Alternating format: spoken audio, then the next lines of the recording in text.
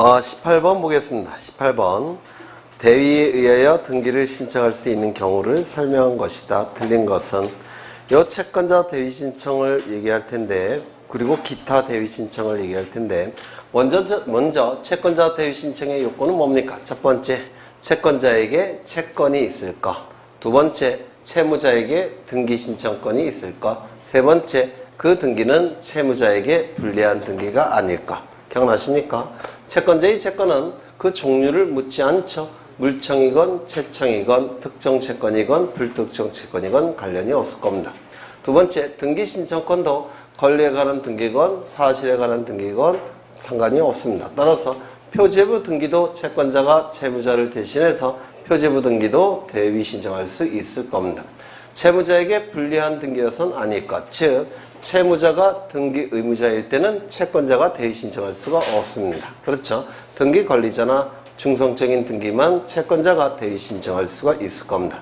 이때 채권자는 채무자를 대신한 지위에서 등기를 신청할 수 있는데 이를 채권자 대위 신청이라고 얘기할 겁니다. 1번 수익자 또는 위탁자는 수탁자를 대위하여 신탁의 등기를 신청할 수 있다. 요거 강조한 적이 있는데 기억나십니까?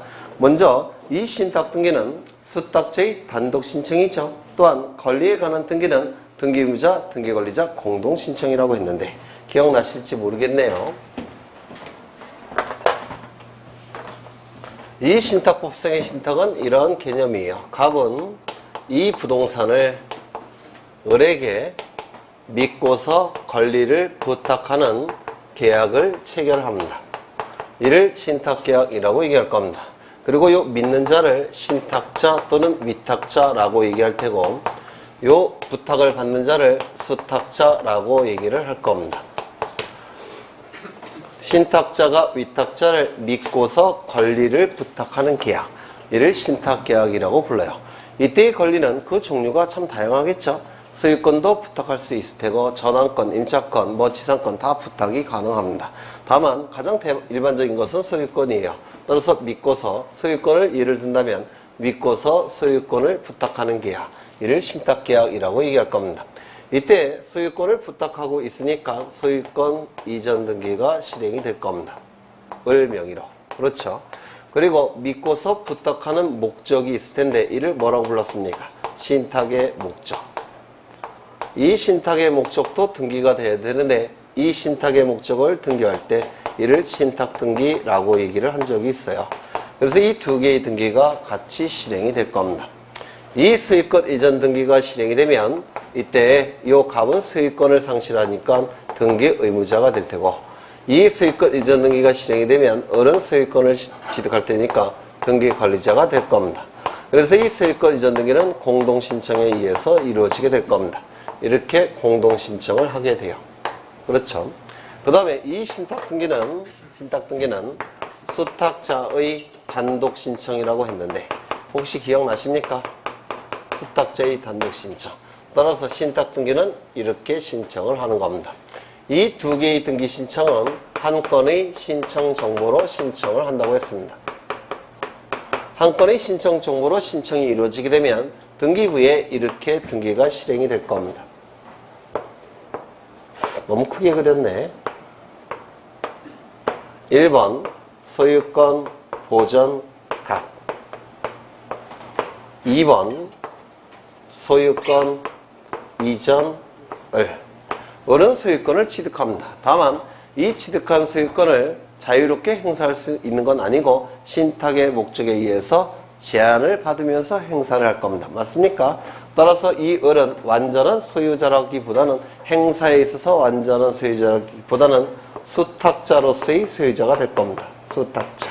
그래서 수탁자 을 이렇게 기록하고 여기를 반 이렇게 자른 다음에 여기다가 신탁의 목적을 기록해야 되는데 여백이 너무 작으니까 여기에 신탁의 목적을 기록하는 대신에 별개의 장부를 만들어서 신탁의 목적을 기록하게 됩니다.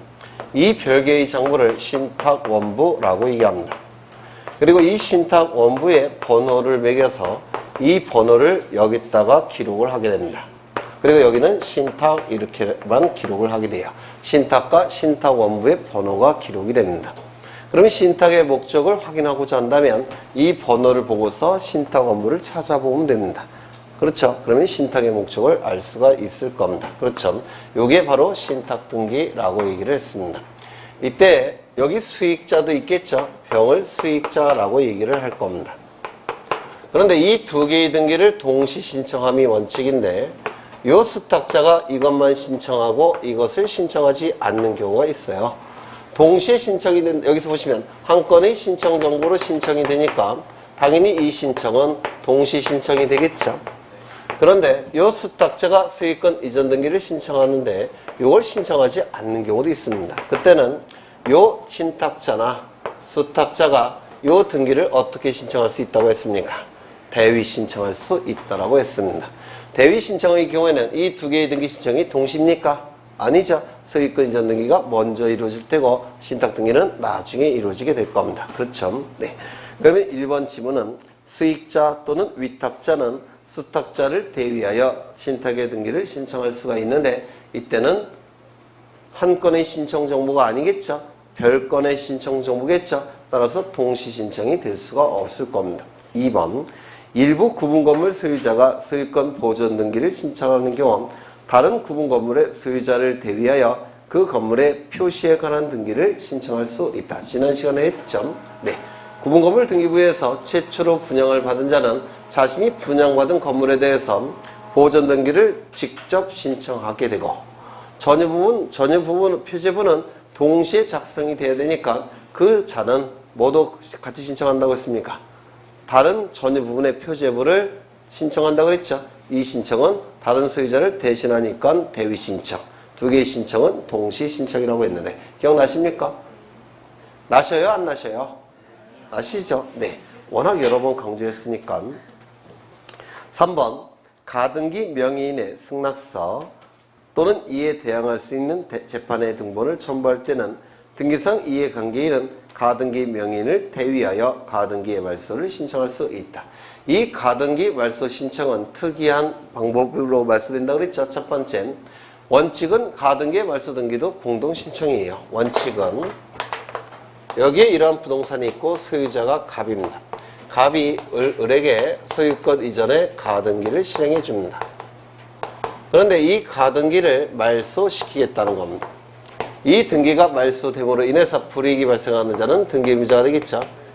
그리고 갑은 등기 권리자가 될 겁니다. 그래서 공동으로 이렇게 신청하는 게 원칙인데 원칙이 뭐라고요? 공동 신청이 원칙이 될 겁니다. 그런데 예외적으로 단독 신청하는 경우가 몇 가지가 있다라고 했죠. 이 단독 신청하는 경우 좀 기억해 두셔야 합니다. 첫 번째, 이 가등기 명의는 자신의 가등기 권리를 포기하고 가등기 말소를 단독 신청할 수 있다고 했는데 기억나십니까? 가등기 명의는 자신의 가등기 권리를 포기하고 가등기 말소 등기를 단독 신청할 수가 있습니다. 두 번째, 이 가등기 의무자도 단독 신청할 수 있다라고 했습니다. 다만 가등기 의무자가 단독 신청할 때는 가등기 명의인 을의 승낙서를 첨부해서 단독 신청할 수 있다고 했습니다. 갑이 을에게 가등기를 설정해 준 다음에 병에게 소유권 이전 등기를 해주는 경우가 있겠죠. 이 병을 등기상 이해관계인이라고 불러요. 이 등기상 이해관계인도 이 가등기 말소 등기를 단독 신청할 수 있다고 했습니다. 이 가등기 명인이 단독 신청할 때는 자신의 승낙서 따로 첨부할 필요는 없겠죠. 네, 하지만 이 가등기 의무자와 등기상 이해관계인이 단독 신청할 때는 가등기 명인에 뭐가 첨부가 돼야 됩니까? 승낙서가 첨부가 돼야 된다고 했습니다. 그렇죠. 이거 대단히 중요하다고 해서 강조드린 적이 있는데 여기서 틀린 것은 등기상 이해관계인은 가등기 명인을 대위하여 가등기의 말소를 신청할 수 있는 게 아니라 왜냐하면 등기상 이해관계인은 가등기 명인에 대해서 채권을 가지고 있지 않습니다. 채권을 가지고 있지 않으니까 이 채권자 대위 신청에 의한 요건 충족하지 못하겠죠. 따라서 대위 신청은 아니에요. 이것은 우리 부동산 등기법에서 등기상 이해관계인에게 인정하는 등기상 이해관계인의 고유한 권리입니다. 따라서 대위라는 문구가 틀렸습니다. 그 다음에 네 번째, 건물 대지 소유자는 건물 소유자를 대위하여 건물 멸실 등기를 신청할 수 있다. 이것도 여러 번 강조했죠. 건물의 소유권의 등기 명의인이 멸실 등기를 1월 이내에 신청하지 않게 되면 두 번째 이해관계가 있는 토지의 소유자가 건물 소유 등기명인을 소유권의 등기명인을 대위하여 이 멸실 등기를 신청할 수 있다라고 했습니다. 기억나셔요? 네. 그 다음에 5번 체납 처분에 의한 압류 등기를 촉탁하기 위하여 강공서는 체납자를 대위하여 체납자 앞으로 소유권 이전 등기를 촉탁할 수 있다. 이건 잘 안 나오는 문구인데 혹시 모르니까 좀 보겠습니다. 갑은 이 부동산을 소유하고 있습니다. 그런데 갑이 사망을 하더라는 겁니다. 그러면 갑은 피상속인이 될 겁니다. 그러면 피상속인이 가지고 있는 모든 재산적 권리와 의무는 상속인에게 포괄해서 승계가 될 겁니다. 을은 새로운 소유자가 될 겁니다. 하지만 아직은 상속 등기를 갖추지 않은 상태예요. 등기 명의는 지금 갑이 갖고 있는 상태입니다. 소유권은 을에게 넘어갔죠. 피상속인 사망 시 소유권은 상속인에게 자동적으로 넘어갔죠. 그러면 상속 등기를 갖춰야 되는데 아직 상속 등기를 갖추지 않은 상태예요.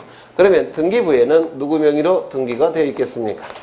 갑의 이름으로 등기가 되어 있는 상태가 될 겁니다.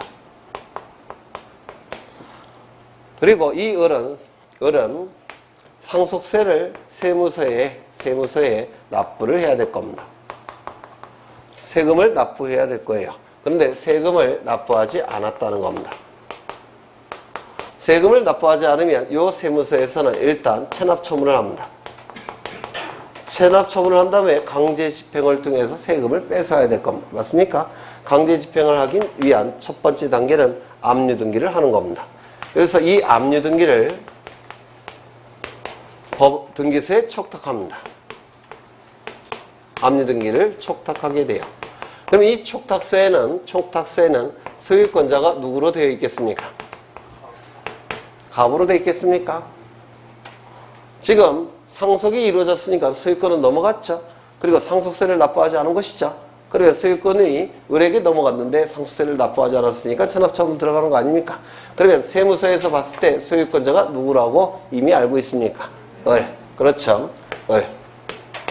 그러면 이 촉탁서의 내용과 등기부의 내용이 같습니까? 다릅니까? 다르더라는 겁니다.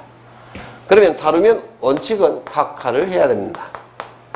그렇죠. 압류 등기가 실행되지를 못합니다. 그러면 압류 등기가 실행되기 위해서는 이걸 일치시켜야 될 겁니다. 그러면 이 을이 자발적으로 상속 등기 할까요? 안 할까요? 안 하겠죠. 자발적으로 안 할 겁니다. 그러면 이 세무서가 대위 신청을 통해서 할 수가 있느냐? 지금 세무서는 을에 대해서 채권이 있습니까? 조세 채권이 있죠. 맞습니까? 그리고 을은 등기 신청권이 있습니까? 상속 등기 신청권이 있죠. 맞습니까? 상속 등기는 이 을에게 불리한 등기는 아니죠. 따라서 대위 신청할 수가 있다는 겁니다. 대위 촉탁. 대위 촉탁을 통해서 이 등기를 이렇게 실행시킵니다. 그러면 이제 압류 등기 들어올 수 있겠습니까? 네, 이렇게 들어오더라는 겁니다. 좀 어려운 내용이죠. 네.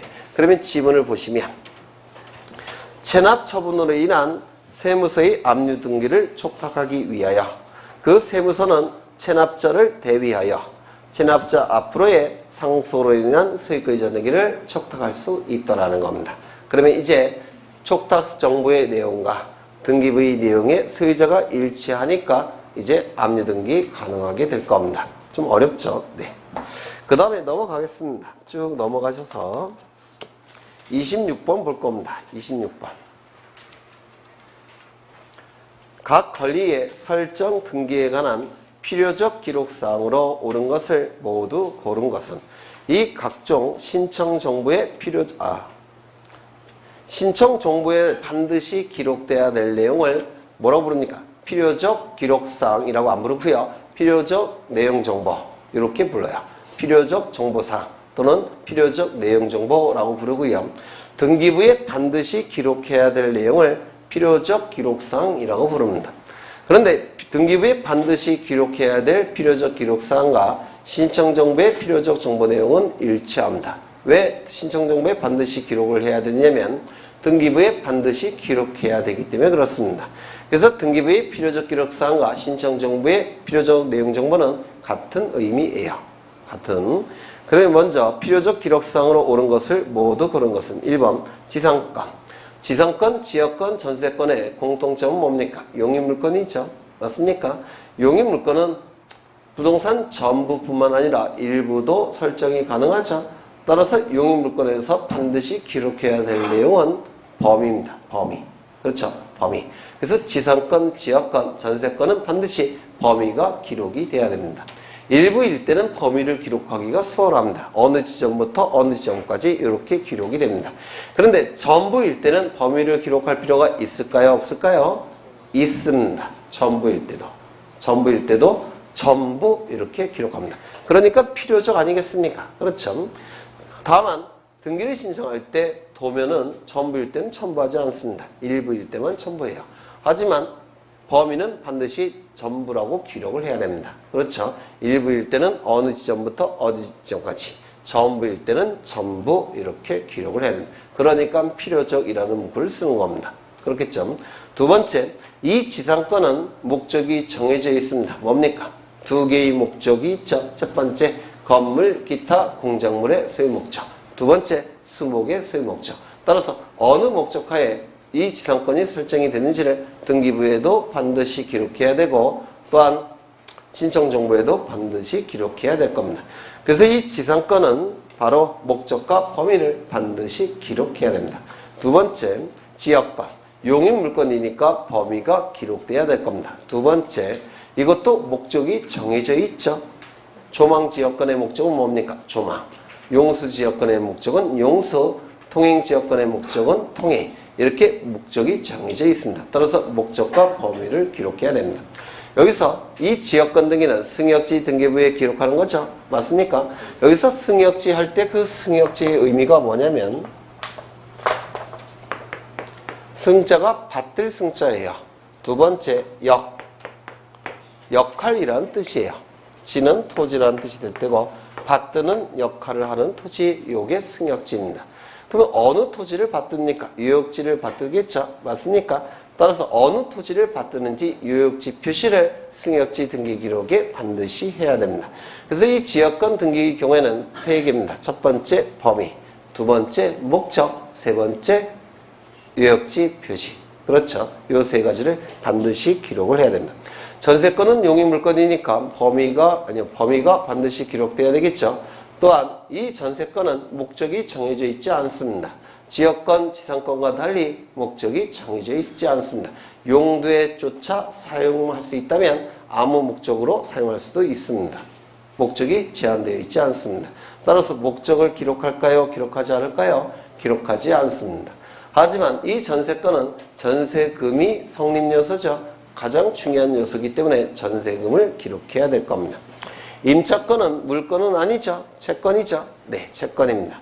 이 임차권 할 때 임자가 돈이라는 뜻을 갖고 있어요. 전세권 할 때 세자가 돈이라는 뜻을 갖고 있는 것처럼 임차권 할 때 임자가 돈이라는 뜻을 갖고 있습니다. 따라서 이 차임은 임차권의 성립 요소가 됩니다. 따라서 차임이 필수적 기록 내용이 될 겁니다. 그 다음에 저당권 가장 중요한 내용은 두 개죠. 누가 빌려갔는지 채무자, 얼마를 빌려갔는지 채권에 요 두 가지가 필요적 기록사항이 될 겁니다. 근저당권은 일반 저당권과 다르죠. 따라서 근저당권의 경우에는 누가 빌려갔는지 채무자, 얼마를 한도로 빌려갈 수 있는지 채권 최고의. 일반 저당권과 다르니까 근저당권이라는 뜻 세 가지를 기록해야 될 겁니다. 그렇겠죠. 그래서 이 필요적 기록사항은 우리 등기법, 민법 양쪽에서 출제가 자주 이루어지는데요. 가장 중요한 내용이 될 겁니다. 이게 기억나십니까? 안 나셔요? 그리고 임의적 기록사항은 제가 몇 가지를 정리해 드린 적이 있어요. 첫 번째, 특약이라는 문구가 있다든지, 약정이라는 문구가 있다든지, 합의라는 문구가 있다든지, 계약이라는 문구가 있다면 이거는 임의적 기록사항입니다. 등기부에 기록하지 않아도 좋지만 등기부에 기록하겠다고 특약을 맺었다든지 합의를 했다든지 계약을 맺었다든지 그렇다면 등기부에 기록해야 되겠죠. 맞습니까? 물론 이 특약, 이런 사항들은 반드시 법률에 근거 규정이 있어야 됩니다. 그래야지만 기록할 수가 있습니다. 두 번째, 기간의 의미가 있다면 이것도 임의적 기록상이라고 했죠. 기간의 의미가 있다면. 따라서 존속기간, 시기, 종기, 변제기 이런 것들은 전부 다 임의적 기록상이 될 겁니다. 그렇겠죠. 세 번째, 돈의 의미가 있다면 원칙적으로 임의적 기록상입니다. 지료, 이자, 또 뭐가 있을까요? 보증금, 이딴 것들은 전부 다 임의적 기록상입니다. 그런데 예외적으로 필요적 기록상 세 가지를 암기하셔야 된다고 했습니다. 첫 번째, 전세권 등기에 있어서 전세금. 이건 필수적 기록상이 됩니다. 두 번째, 뭐가 있습니까? 임차권 등기에 있어서 차임, 월세. 이것도 필요적 기록상이고, 세 번째, 매매대금, 매매비용. 이거는 어떤 등기에서 하는 겁니까? 판매 등기.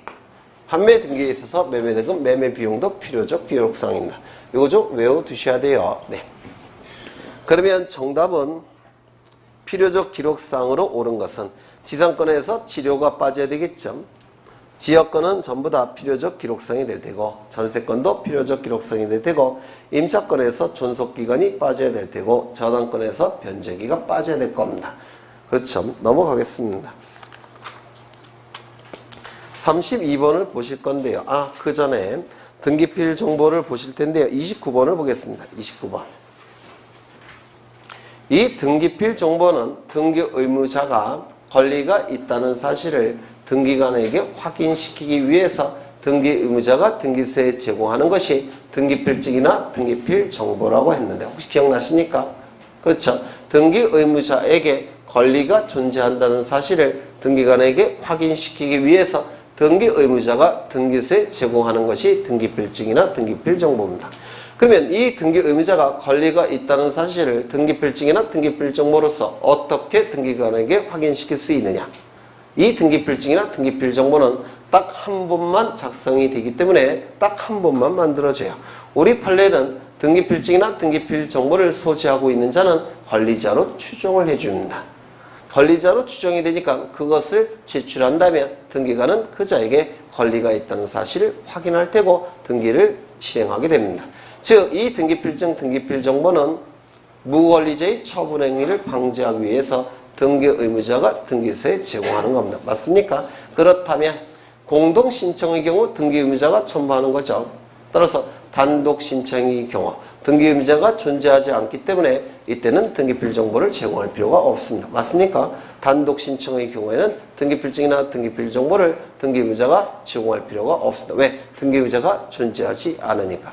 맞습니까? 그런데 단독 신청임에도 불구하고 등기 의무자가 존재하는 경우가 있습니다. 뭡니까? 승소한 등기 의무자가 판결서를 가지고 등기를 신청할 때 이건 단독 신청이지만 등기 의무자 존재하죠.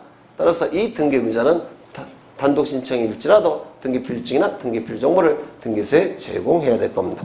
그러면 여기 2번을 보시면 유증을 원인으로 하는 소유권 이전 등기를 신청하는 경우 등기필 정보를 제공하지 않는다. 유증은 포괄 유증이건 특정 유증이건 등기 의무자 존재합니다. 누굽니까? 유언 집행자 또는 상속인. 그렇죠. 따라서 등기 의무자 존재하니까 등기필 정보를 제공해야 될 겁니다. 5번을 보시면 승소한 등기 의무자가 단독으로 소유권 이전 등기를 신청할 경우 등기필 정보를 제공해야 된다. 맞죠? 그렇죠. 등기 의무자가 가지고 있는 건 등기필 정보니까 제공해야 될 겁니다. 4번을 보시면 승소한 등기 권리자는 등기필 정보가 있을까요? 없을까요? 아직 등기 권리자 명의로 등기가 되기 전이죠. 따라서 등기필 정보가 존재하지 않습니다. 따라서 4번도 맞는 질문이 될 겁니다. 넘기겠습니다. 32번을 보시는데요. 다음은 등기원인 증서인 계약서의 검인 절차에 관하여 설명한 것이다. 이 중 그 내용이 옳지 않은 것은 이 검인계약서 언제 첨부한다고 했습니까? 첫 번째, 등기원인이 계약일 때. 두 번째, 등기의 목적이 소유권 이전 등기를 목적으로 할 때. 세 번째, 부동산에 관하여. 네 번째, 실체관계와 부합하는 등기를 위해서 검인계약서를 첨부하는 겁니다.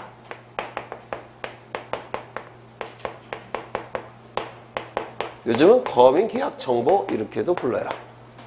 그러면 등기원인이 계약이 아니라고 한다면 거민계약서 첨부할 필요가 없을 겁니다. 맞습니까? 등기원인이 계약이 아니라고 한다면 거민계약서 첨부할 필요가 없을 겁니다. 단독행위나 법률 규정에 의한 물권 변동이라면 거민계약서 첨부할 필요가 없을 겁니다. 소유권 이전 등기를 신청할 때만 거민계약서 첨부할 겁니다. 그렇겠죠?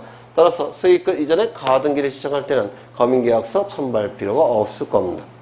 부동산일 때만 거민계약서를 첨부합니다. 따라서 선박이나 공장, 재단이나 또는 임목등기를 신청할 때는 거민계약서 첨부할 필요가 없을 겁니다.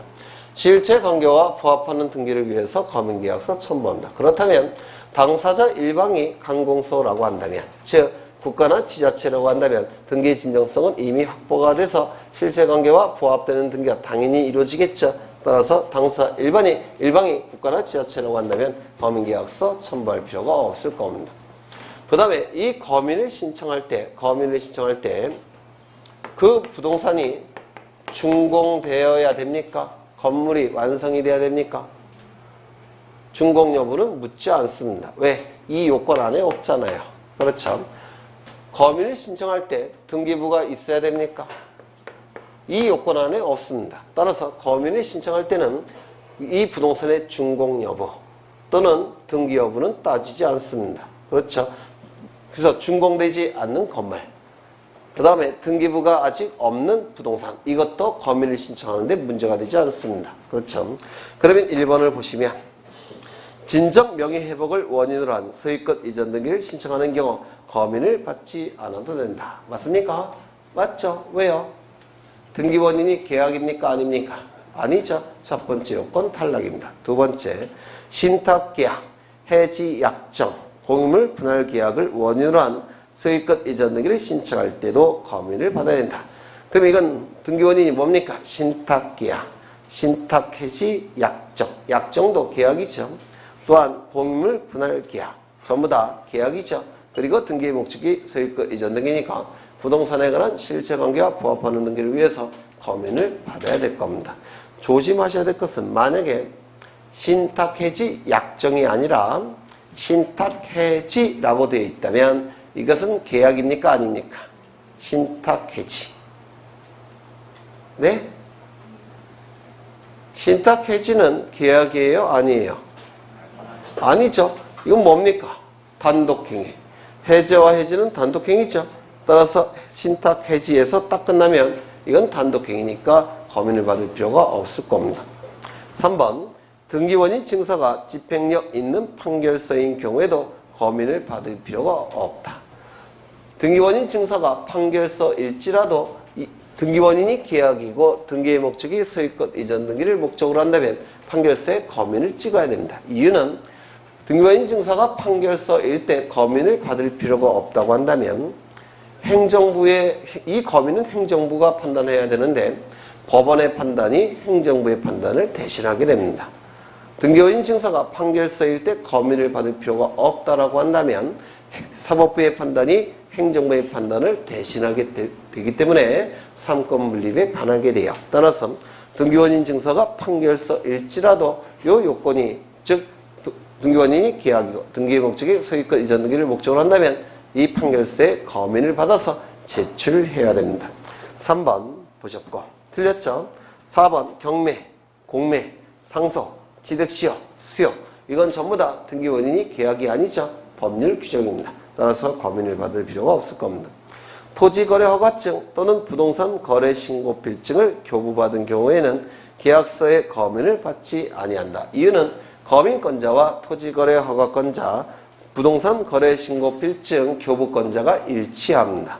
일치하기 때문에 허가를 받았다든지 신고필증이 교부된 경우에는 거민을 받지 않습니다. 왜? 이미 거민 여부가 판단이 됐기 때문에 그렇습니다. 그래서 정답은 3번이 될 테고요. 33번을 보겠습니다. 등기 원인에 대하여 제3자의 허가, 동의, 승낙을 유효하는 경우에 이를 증명하는 서면의 제출에 관한 설명으로 틀린 것은 1번 진정 명의 회복을 원인으로 하는 소유권 이전 등기를 신청할 경우에는 토지거래 허가증을 첨부하지 않아도 된다. 토지거래 허가 정보, 허가증 이거 언제 첨부한다고 했습니까? 네? 다 알고 계시잖아요. 첫 번째, 유상거래일 때. 그렇죠. 유상거래일 때. 두 번째, 등기 원인이 계약이거나 또는 예약일 때. 요 예약은 미리 체결한 계약이란 뜻이에요. 예자가 미리 예자입니다. 따라서 이것도 계약의 일종인데 별도로 쓴 이유는 가등기를 포함시키기 위해서 별도로 제가 쓴 겁니다. 세 번째, 소유권에 관한 등기이거나 또는 지상권에 관한 등기를 신청할 때. 여기 가등기가 포함된다고 했죠. 따라서 소유권에 관한 가등기, 지상권에 관한 가등기를 신청할 때도 토지거래 허가서 또는 토지거래 허가 정보를 등기소에 제출, 제공해야 될 겁니다. 요 세 가지를 외워두셔야 돼요. 그렇죠.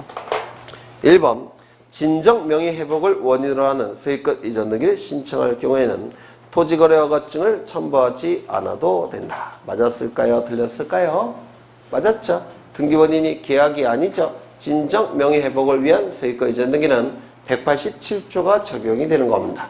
그렇죠. 따라서 1번 맞았습니다. 2번, 가등기를 신청할 당시 등기 원인이 된 거래계약 또는 예약에 대한 토지거래 허가증을 제출한 경우, 가등기 신청 시에도 토지거래 허가증 첨부한다고 그랬죠. 그렇다고 한다면 본등기 신청할 때는 또 첨부할 필요가 있습니까? 없을 겁니다.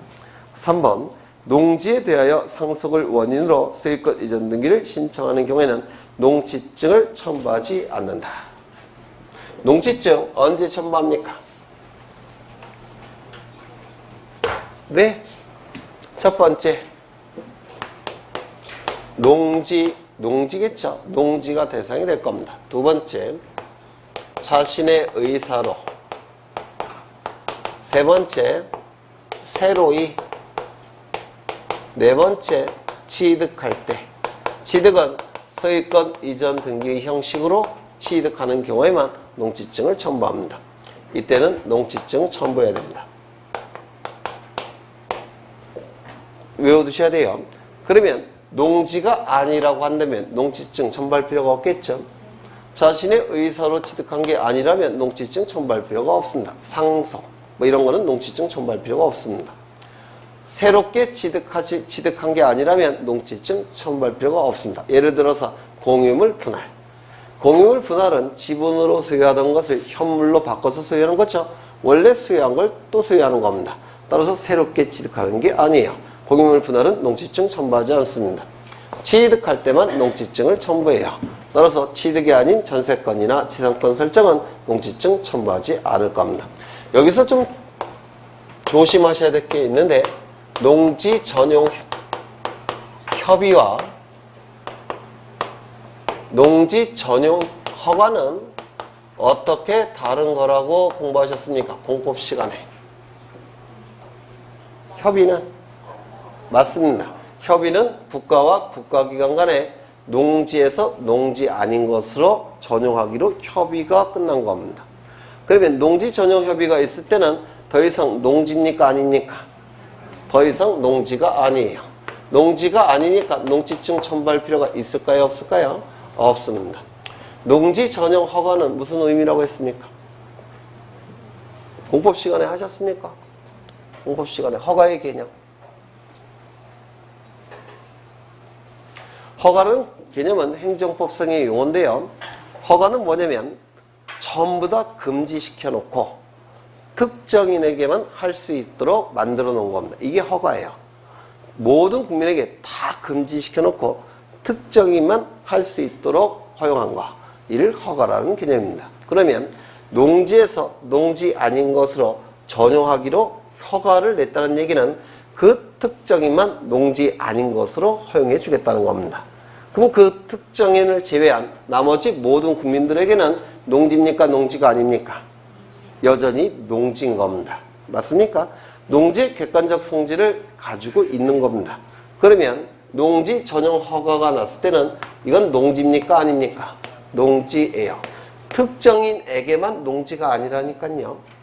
특정인에게만. 그러면 그 특정인을 제외한 나머지 모든 국민에 대해서는 이건 여전히 농지인 겁니다. 여전히 농지니까 농지증 첨부할까요? 안 할까요? 첨부해야 될 겁니다. 요거 공법 시간에 공부하셨어야 되는 거예요. 요게. 네. 그래서 농지 전용 협의가 이루어졌을 때는 더 이상 농지가 아니니까 농지증 첨부할 필요가 없지만 농지 전용 허가가 이루어졌을 때는 그때는 그 토지의 성질은 여전히 농지인 겁니다. 그래서 농지증 첨부해야 될 겁니다. 요거. 네. 그 다음에 어디 갔지? 네, 4번인가요? 네. 학교 법인이 부동산을 처분하는 경우에는 관할청의 허가를 받아야 된다. 이 학교 법인의 법적 성질은 재단법인입니다. 재단법인. 재단법인은 재산이 구성원이 된다고 했죠. 사단법인은 사람이 단체를 형성해서 법이 인정한 사람을 사단법인이라고 부릅니다. 따라서 사단법인은 구성원이 사람이에요. 재단법인은 재산이 단체를 형성해서 그 단체에게 법이 인정한 사람을 재단법인이라고 얘기합니다. 재단법인은 구성원이 재산입니다. 그런데 이 학교법인은 법적 성질이 재단법인입니다. 그러면 학교법인이 되기 위해선 재산이 구성원이 돼야 되겠죠. 그럼 그 재산에 대해서 처음에 재단법인이 설립이 될 때 그 재산에 대해서 특정 금액에 대해서 주무관청의 허가가 있어야 됩니다. 그런데 그 재산을 일부를 다른 자에게 처분하게 되면 처음에 허가를 받은 재산이 줄어드는 거죠. 따라서 별도의 허가를 받아야 됩니다. 재산이 구성원이기 때문에 그렇습니다. 이거 이해가 되십니까? 따라서 이 학교법인이 부동산을 처분할 때는 그 주무관청의 허가가 있어야 됩니다. 이게 처음에 성립할 때의 재산에서 그 일부가 떨어져 나가기 때문에 처음에 허가를 받은 재산에서 줄어들어 버리죠. 따라서 별도의 허가가 필요한 겁니다. 이게 재단법인의 본질적 특성에서 나타나게 돼요. 그 다음에 5번 등기원인 증서가 집행력 있는 판결일 경우에는 해당 허가서 등의 현존 사실이 판결서에 기재되어 있는 경우에도 소유권 이전 등기를 신청하는 경우에도 토지거래 허가 등을 요하지 아니한다. 이건 좀 문제를 잘못 내신 건데요. 거기에 반드시 행정관청이라는 문구가 있어야지만 요게 네 제대로 내는 건데 등기원인 증서가 집행력 있는 판결인 경우에는 해당 허가서 등의 현존 사실이 판결서에 기재되어 있는 경우에는 소유권 이전 등기를 신청하는 경우에도 토지 허가의 허가 등을 요하지 않는다. 네. 정확하게 표현을 하려면 행정관청이라는 문구가 있어야 돼요. 이거 좀 보겠습니다. 예전에 설명을 드렸었는데 여기 이러한 부동산이 존재하고요. 소유자는 갑입니다. 갑이 을과 거래를 하더라는 겁니다. 거래를 할 때 특정인의 동의나 승낙이나 허가를 받는 경우가 있습니다. 거래를 할 때. 동의는 언제 받을까요? 행위 제한 능력자일 때. 법정 대리인의 동의가 필요하죠. 맞습니까? 승낙은 언제 받을까요? 임차권을 양도할 때. 임차권을 양도할 때 누구의 승낙이 필요합니까? 임대인의 승낙이 필요합니다. 맞습니까? 이 토지가 토지거래 허가 구역 내의 토지일 때 행정관청의 허가가 있어야 되겠죠. 이렇게 일정한 거래가 있을 때는 특정인의 동의나 승낙이나 허가를 받는 경우가 있습니다. 맞습니까? 그렇죠. 허가를 받아서 갑과 을은 등기소에 가서 등기를 신청하게 될 겁니다. 그런데 이 갑이 등기를 신청하지 않게 되면 이 을은 어디로 갑니까? 법원으로 가겠죠. 그리고 판결서가 나올 겁니다. 이때 을은 승소한 등기 관리자로서 판결서를 가지고 등기를 단독으로 신청할 수 있을 겁니다. 맞습니까? 이때 여기 판결서가 있을 텐데요.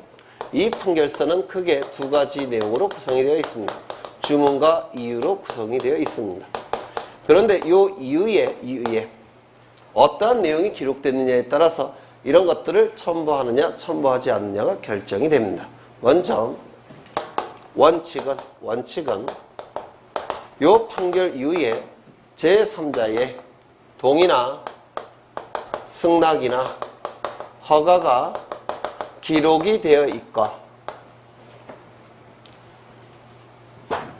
또는 기록이 되어 있지 않건 원칙적으로 조 제3자의 동의서, 승낙서, 허가서를 제출하지 않습니다. 원칙은. 판결에 의해서 등기를 신청할 때는 원칙은 제3자의 동의 승낙 허가서를 제출하지 않습니다. 판결 이후에 기록이 되어 있건 기록되어 있지 않건. 왜 그럴까요? 재판 과정에서 이미 제3자의 동의 승낙 허가가 있는지 여부가 재판 과정에서 심리가 되었기 때문에 별도로 첨부할 필요가 없습니다. 원칙은. 이거 이해가 되십니까? 두 번째,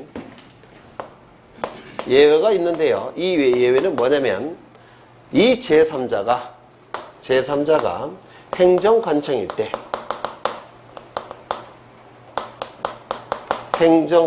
때는 요 동의승낙 허가가 기록되어 있는 경우와 기록되어 있지 않은 경우 나눠서 이때는 동의승낙 허가서를 제출하지 않습니다.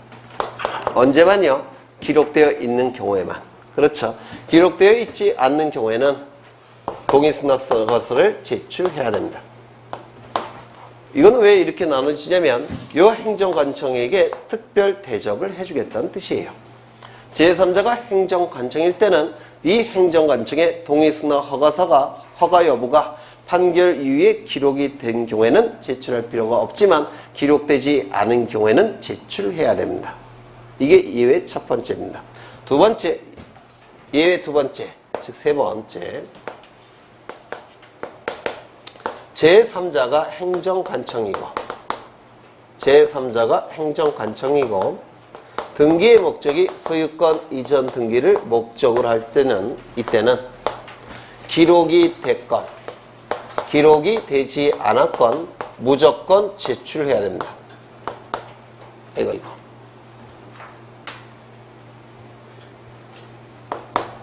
무조건 이때도 제출해야 되고 이때도 제출해야 됩니다.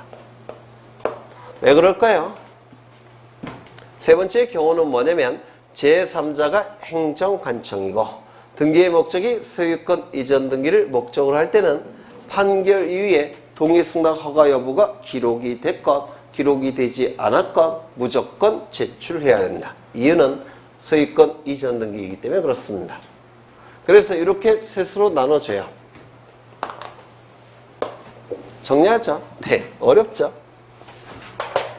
정리를 해보면 재판 과정에서 제3자의 동의승낙 허가 여부가 현출이 되기 때문에 원칙은 판결에 의한 등기 신청 시에는 판결 이후에 기록이 됐건 기록되지 않았건 제출할 필요가 없습니다. 원칙은.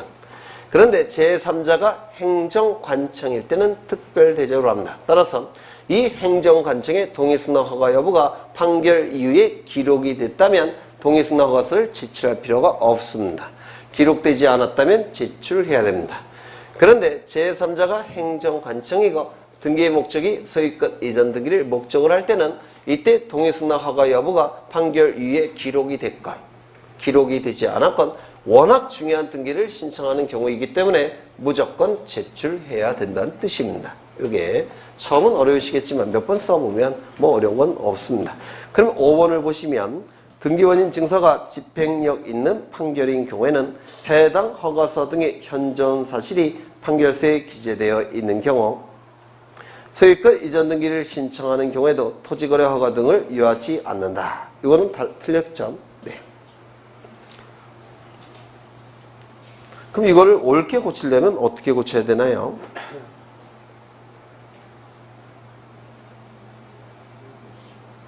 집행력 있는 판결이며 네. 제3자가 행정관청이죠.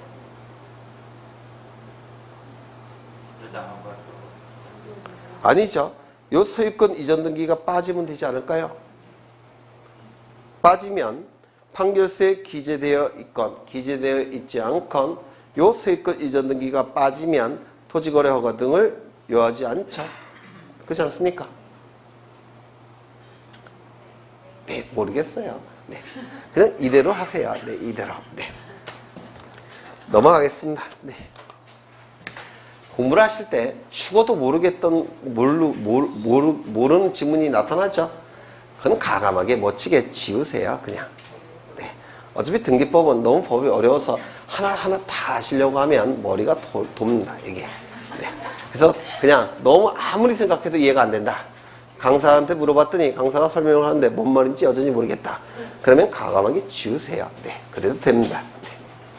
그 다음에 36번을 보십니다. 인감증명. 인감증명. 다음은 인감증명에 관한 설명이다. 틀린 것은 1번. 소유권의 등기명의인이 등기 의무자로서 등기를 신청할 때 인감증명을 제출해야 된다. 맞죠? 소유권의 등기명의인이 등기 의무자일 때 등기 의무자는 인감증명을 첨부합니다. 맞습니까? 가장 중요한 인감증명 제출하는 경우죠. 두 번째, 소유권에 관한 가등기 명의인이 가등기 말소 신청을 하는 경우 가등기 명의인의 인감증명 첨부합니까? 첨부하지 않습니까? 첨부한다 그랬죠? 조심하셔야 될 것은 반드시 소유권에 관한 가등기 말소할 때만 인감증명 첨부한다 그랬죠? 전세권에 대한 가등기 말소 신청 시는 인감증명 첨부합니까? 안 합니까? 안 한다고 했죠? 소유권에 대한 가등기 명의를 말소할 때만 인감증명 첨부한다고 했습니다. 세 번째, 소유권 이외의 권리의 등기 명의인이 등기 의무자로서 등기필 정보를 제공하여 등기를 신청하는 경우에는 인감증명을 제출할 필요가 없다. 맞았나요? 틀렸나요? 이거는 뭘 얘기하느냐면 등기필 정보는 한 번만 만들어지기 때문에 등기필 정보가 없어진 경우에는 등기필 정보를 대신하는 방법이 세 가지가 있었는데 혹시 기억나십니까? 첫 번째, 본인이 직접 등기소에 출석해서 소유자임을 확인을 받고 확인 조서가 작성이 되면 등기필 정보를 대신할 수 있다고 했죠. 두 번째, 대리인이 등기를 신청할 때는 그 대리인이 변호사나 법무사일 때는 위임 확인 정보 플러스 인감증명. 기억나십니까? 그 다음에 세 번째, 대리인이 변호사나 법무사가 아닌 일반인일 때는 공중정보 플러스 인감증명. 이거 기억나십니까? 그렇죠. 그게 어느 경우냐면 소유권 이외의 권리의 등기명의인이 등기필 정보가 없을 때 그때 위임 확인 정보 플러스 인감증명, 공중정보 플러스 인감증명이라는 뜻이에요. 네, 그걸 얘기하는 거죠. 그래서 여기는 등기필 정보가 존재하니까 별도로 인감증명 제출할 필요가 없을 겁니다. 그 다음에 좀 어려운 지문이죠. 네. 네 번째,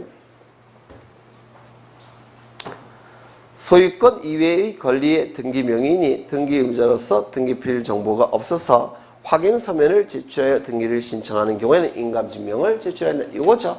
위임 확인 정보 플러스 인감증명, 공중정보 플러스 인감증명. 그렇죠.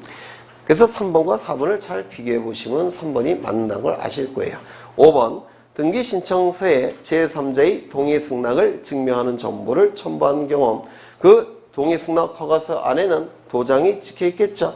그때 그 도장이 그자의 도장인지를 확인하기 위해서 인감증명을 첨부한다고 했습니다. 그래서 이 인감증명을 제출해야 되는 그 경우 그거 다 외우셔야 돼요. 어렵게 출제가 되면 출제될 수 있다고 했죠. 이 인감증명은 원칙은 소유권의 등기명의인이 등기 의무자일 때 등기 의무자가 인감증명을 첨부하는 겁니다. 맞습니까? 따라서 공동신청의 경우 등기 의무자가 첨부하는 게 인감증명이에요. 단독신청이라고 한다면 인감증명을 첨부할 필요가 있다 없다? 없다. 인감증명을 첨부하는 이유는 등기의 진정성을 확보하기 위해서입니다. 등기 의무자의 도장이 진짜 그자의 도장인지를 확인하기 위해서예요. 따라서 등기의 진정성이 이미 확보가 된 강공서의 촉탁에 의한 등기는 인감증명을 첨부할 필요가 있다 없다? 없다. 그렇죠.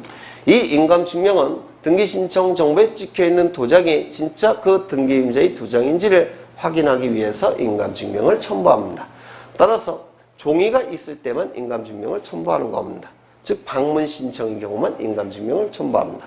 전자신청의 경우에는 종이로 신청하는 게 아니죠. 도장을 찍을 이유가 없습니다. 따라서 전자신청의 경우에는 인감증명을 첨부하지 않습니다. 전자신청의 경우에는 인감증명을 대신하는 게 있죠. 뭡니까? 공인인증서 정보. 그렇죠. 법정 대리인이 등기를 신청할 때 신청 정보에 찍혀있는 도장은 법대의 도장이겠습니까? 본인의 도장이겠습니까? 법대의 도장이겠죠. 따라서 법대의 인감증명을 첨부합니다. 이미 대리인이 등기를 신청할 때 신청 정보에 찍혀있는 도장은 본인의 도장이겠습니까? 임대의 도장이겠습니까? 본인이겠죠. 따라서 본인의 인감증명을 첨부하는 겁니다. 법대인 경우에는 본인, 임대의 경우에는 본인. 잘못 얘기했네. 법대의 경우에는 법대의 인감증명, 임대의 경우에는 본인의 인감증명. 그렇죠. 네. 그 다음에 넘어가겠습니다. 좀 쉬었다 하죠. 네, 쉬었다 하겠습니다.